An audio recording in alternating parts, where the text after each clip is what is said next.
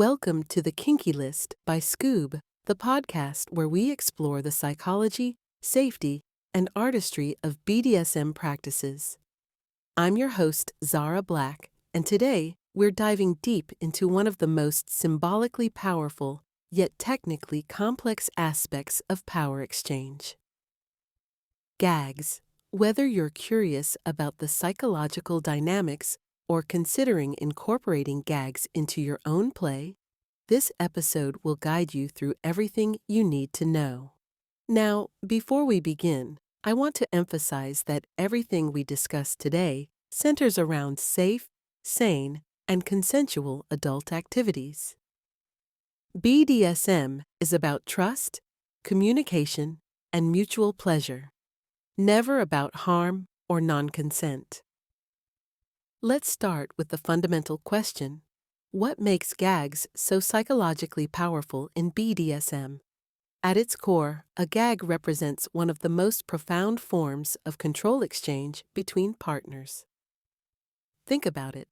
Speech is our primary method of communication, our way of asserting ourselves, asking for what we want, and maintaining our sense of agency in the world. When a submissive consents to being gagged, they're surrendering something deeply fundamental. They're saying, "I trust you so completely that I'm willing to give up my voice." This creates an intense psychological dynamic that goes far beyond the physical sensation. For many dominants, the symbolic power is equally intoxicating. There's something primal about having complete control over your partner's ability to communicate. It forces both parties into a heightened state of awareness. The dominant must become incredibly attuned to nonverbal cues, while the submissive must find new ways to express themselves. But here's what's fascinating. This apparent removal of communication actually often intensifies it. When you can't rely on words, every moan, every movement, every gesture becomes amplified. The submissive might discover they can communicate volumes with their eyes, their body language, their breathing patterns. Many experienced players report that gagged scenes feel more intense precisely because of this heightened nonverbal communication. The vulnerability factor cannot be understated either. A blindfolded person is more vulnerable than an unblindfolded person, and the same principle applies to gags when you remove someone's primary defense mechanism, their voice. You create a profound sense of helplessness that can be incredibly arousing for both parties. Now that we understand the psychological appeal, let's talk about the elephant in the room. Safety. The moment you put a gag on someone, you've created a safety challenge that requires immediate attention. Your partner can no longer use traditional safe words, which means you need to establish alternative communication methods before any gag touches their lips. Let me share several proven techniques that experienced practitioners swear by. First, there's the drop method. Have your submissive hold a ball, scarf, or similar item in their hand. If they drop it, the session stops immediately, no questions asked. This is particularly effective because it requires minimal physical effort and works even when someone is extensively bound. Then there's the finger snapping technique, though this has limitations. If someone is tied with their hands behind their back or lying on a bed, snapping becomes impossible. That's why I prefer audible signals that don't rely on specific hand positions. The grunt pattern method is incredibly effective. Establish a specific pattern. Say 2 short grunts, pause, 2 more grunts, repeated as needed. Even a heavily gagged person can grunt quite loudly, and this pattern is distinctive enough that it won't be confused with sounds of pleasure or exertion. Similarly, the tapping method works wonderfully. 2 strong, audible taps on themselves, their partner, or any nearby object. This can be delivered with hands, feet, or any other body part.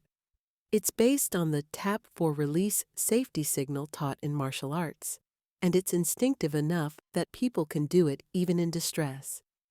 Here's a pro tip that many people overlook. SM often happens in dim lighting, so visual signals are less reliable than audible ones. Always prioritize signals that can be heard and felt over those that must be seen. For the truly dedicated, some submissives learn fingerspelling from the deaf alphabet. This allows for detailed conversations even while gagged, provided both partners know the system. It's not difficult to learn the basics, and it opens up entirely new dimensions of gagged play. Let's address the serious risks associated with gag play, because understanding these dangers is absolutely critical for safe practice. The statistics are sobering. Many deaths have occurred when mouth stuffing worked its way into the back of someone's throat and blocked their airway. Most of these incidents happened during criminal activity, not consensual SM, but the mechanism of danger is identical. The basic anatomy of a gag consists of two components: the mouth stuffing, which limits sound production, and the strap or securing mechanism, which holds everything in place. The critical safety principle is this: the mouth stuffing must always be attached to the strap so it cannot migrate to the back of the throat. Breathing interference is your primary concern. You must limit or eliminate gag use when your partner has a cold, allergies, or anything else affecting their ability to breathe through their nose. If your partner is prone to allergies, consider using decongestant spray or oral decongestants before play, but always consult with them about any medications first. Here's a non-negotiable rule. If you gag someone, you must stay with them and watch them even more closely than usual. This typically means staying in the same room. If you absolutely must leave, assume that the gag could slip and block their breathing the moment you walk out that door. Keep any absence extremely brief.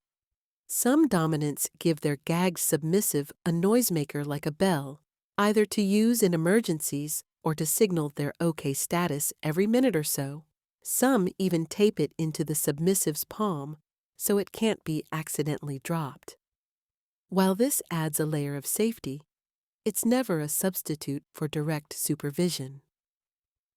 The vomiting risk is particularly serious. If a gagged person vomits, the material can plug their nose and be aspirated into their lungs. This is often fatal. You need to be able to remove any gag within seconds in case of emergency. Never gag someone who feels nauseated, and remove the gag immediately if nausea develops during play. I learned this during my ambulance days. When someone says they're going to throw up, they don't mean in 30 seconds, they mean now. React to early warning signs immediately. As a safety measure, avoid gagging someone who has eaten recently, roughly within 3 hours, or who has consumed alcohol or other substances that might cause nausea. Let's explore the spectrum of gag types, from the wonderfully effective to the potentially deadly. Understanding these differences could literally save a life. Starting with my personal favorite, foam rubber. This material is fantastic for beginners and experts alike. It's soft, comfortable, easily shaped to fit any mouth, and incredibly affordable. You can find it at any upholstery shop, and it's so cheap that it's essentially disposable. Some sharp-toothed submissives can bite through it, but replacement is simple and inexpensive. While there's a theoretical risk of someone biting off and choking on a piece, I've never encountered this in practice. Moving to more traditional options. Ball gags are incredibly popular, partly due to their iconic appearance in media. However, they have significant drawbacks. They force the mouth extremely wide, which can strain the jaw, particularly for smaller-boned individuals. Jaw strain isn't sexy, it's just painful and potentially harmful. They're also messy. causing heavy drooling and salivation, and the soft ball tends to get chewed up, creating hygiene concerns.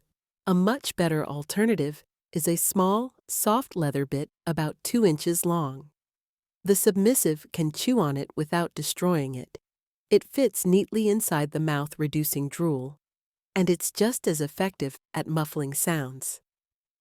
The leather has more give than rubber, significantly reducing jaw strain potential. For those wanting to experiment before investing in commercial products, try a cotton scarf, bandana, or even underwear. These can be surprisingly effective and help you determine if gag play appeals to your partner. If you want more intensity, tie a knot or two in the middle of the scarf and gently fit the knot inside your partner's mouth before securing the ends. Now let's talk about what to avoid. Pump gags, these inflatable devices that fill the mouth when squeezed, are extremely dangerous. Some submissives have died because these gags were overinflated and blocked their throats. Most are manufactured in England, and I understand customs agents now seize them at the border. Even those with quick deflate valves can't prevent death from initial overinflation. Simply put, don't use pump gags ever. Tape presents multiple dangers despite its popularity in movies and TV. It cannot be attached to mouth stuffing for safety, cannot be removed quickly in emergencies without risking serious pain and injury, and is difficult to use on anyone with facial hair. The duct tape fantasy might look hot in illustrations, but the reality involves ripping off layers of delicate skin and potential allergic reactions to industrial adhesives. Metal gags or bits should be avoided entirely. They can chip teeth. Any gag that locks in place creates special risks because of removal delays in emergencies. If you can't cut it off quickly, don't use it. Let's explore some creative approaches that can enhance your play while maintaining safety. The panty gag deserves special mention. Many submissives find it incredibly arousing when their dominant removes underwear to use as mouth stuffing. The psychological element of being gagged with something so intimate adds layers to the experience. These should be attached to a strap. Some dominants stuff them into a nylon stocking and tie it around the head. Rod or bar gags offer interesting dynamics. The mouth stuffing is attached to a metal or wooden stick, allowing stronger control while keeping the stuffing firmly positioned. It creates a different sensation and power dynamic that many find appealing. Elastic bandages provide flexible options. You can attach mouth stuffing to elastic material for secure positioning, or wrap the bandage around a strap for different textures and sensations. The flexibility allows for comfortable wear over extended periods. For those interested in mouth-opening gags rather than stuffing-style ones, consider O-rings, modified horse bits, or specially designed spreader gags. These force the mouth open rather than filling it, creating vulnerability while potentially allowing better breathing. They're particularly effective for psychological play around helplessness and access. The simple sports mouthguard is an often overlooked option that's both safe and effective. It might look slightly odd, but it's designed for mouth safety and can be quite comfortable for extended wear. For the truly DIY inclined, a practice golf ball, those small wiffle ball-style training aids, strung with a leather thong, often works better than many commercial products. Sometimes the simplest solutions are the most effective. Certain medical conditions require special attention when considering gag play. Temporomandibular joint dysfunction, commonly known as TMJ, makes jaw positioning and mouth opening potentially painful or harmful. Don't use large gags on someone with TMJ, and don't require extended periods with the mouth forced wide open. Test limits carefully before any extended play. Consider removing false teeth or bridges before gag use. These can come loose during intense moments and create choking or inhalation hazards. It's a simple precaution that eliminates a serious risk. Never tie anything around the neck as part of gag securing. This can compromise breathing. Similarly, never pull tightly on gag straps from behind the head, as this can damage the corners of the mouth and create pressure points. Hygiene considerations are important too. Gags are exposed to saliva and sometimes other body fluids. Some people place condoms over gags before use, while others reserve specific gags for individual partners. Develop cleaning protocols that work for your situation and stick to them. The size factor cannot be overstated. Many commercial gags seem designed for much larger mouths than most people actually have. When in doubt, choose smaller sizes. An oversized gag can strain facial muscles, split lips, injure the jaw joint, and generally make your partner feel awful instead of aroused. Gags don't exist in isolation. They're part of a broader vocabulary of control and surrender in BDSM. Understanding how they fit into the larger picture helps you use them more effectively and meaningfully. Consider how gags interact with other forms of bondage.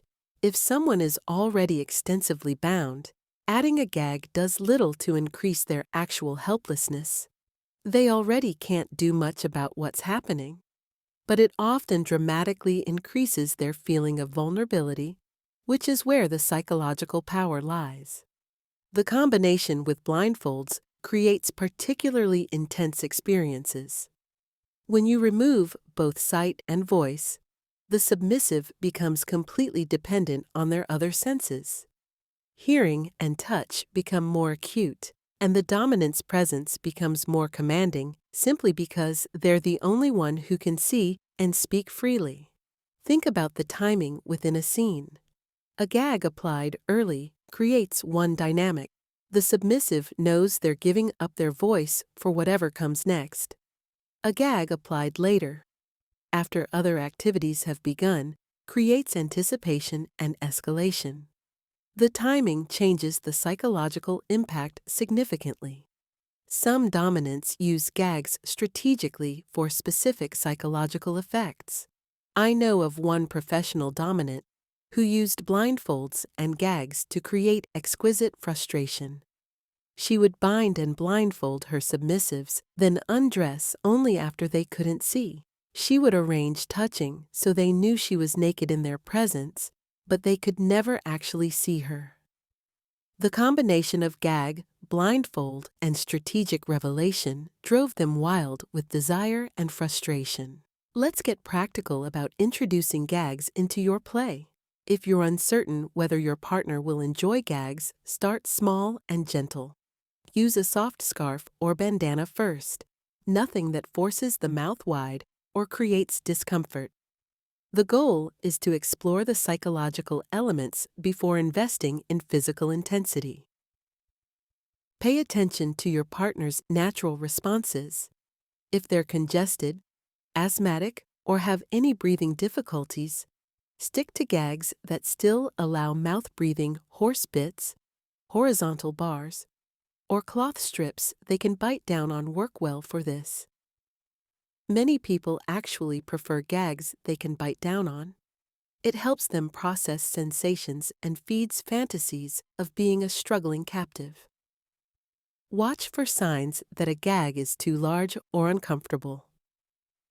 Jaw strain, facial muscle tension, or obvious discomfort means you need to adjust or stop. Remember, if your partner is uncomfortable, they're not going to find the experience arousing, which defeats the purpose entirely.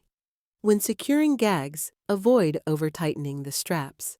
Unless you specifically want to cause discomfort, tight straps just create unnecessary strain on the jaw and pressure points on the head. The gag should stay in place without cutting off circulation or causing pain. Consider the duration carefully. Even comfortable gags become less comfortable over time. Start with shorter periods and build up gradually.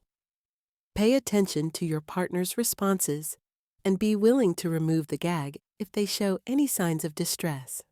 For experienced players looking to deepen their gag play, consider these advanced approaches. The integration of gags with specific fantasy scenarios can create incredibly powerful experiences. Military interrogation fantasies, medical scenes, capture and bondage scenarios. Each context changes how the gag functions psychologically. Some couples develop elaborate nonverbal communication systems that go beyond basic safety signals. Learning to read your partner's body language, breathing patterns, and subtle movements turns gagged scenes into intricate dances of communication. The dominant must become incredibly attentive, while the submissive learns new ways to express desire, discomfort, and pleasure. The ritual aspects deserve attention too. The ceremony of putting on a gag can be just as important as wearing it.